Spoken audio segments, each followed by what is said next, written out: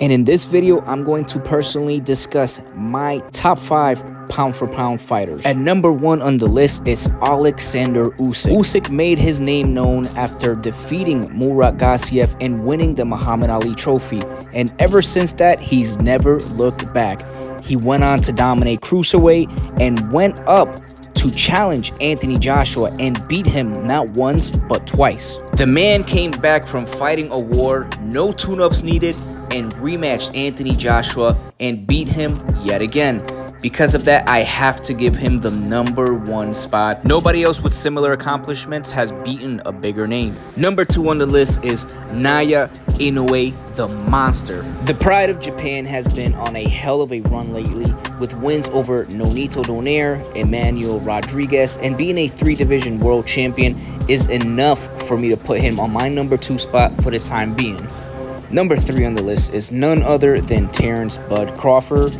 Now, I would typically have him at number 2, but lately his opposition has not been very good. A pre-retired Shawn Porter is probably his best win at 147, and what he's done at 140 is becoming just a distant memory at this point.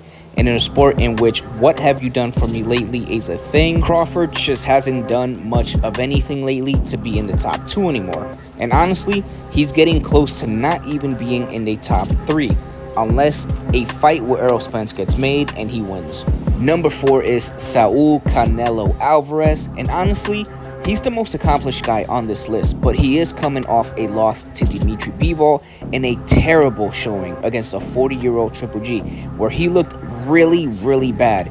And due to that, in my personal, let me repeat that again, in my personal pound for pound list, you lose brownie points for that. Canelo lately just has not been looking like Canelo. It could be that the 60+ fights are taking its toll on him, but until a good showing against someone decent, he'll hold the number 4 spot hostage.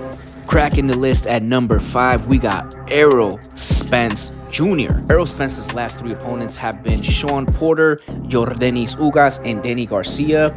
Shawn Porter, when he was at the top of his game, Danny Garcia immediately after that almost fatal car accident, and then Yordenis Ugas coming off of his best win of his career against Pacquiao.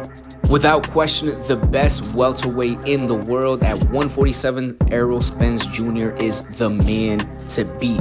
So that is my top 5 currently right now. An honorable mention for number 5, though, I will say, is Dimitri Bivol. The man is having the best run of his career and probably the best run of 2022 in general. I definitely believe that he deserves Fighter of the Year award. And if you have him in your top 5, maybe not in the top 3, but if you want to put him in 4 or 5 spot, I won't argue with you.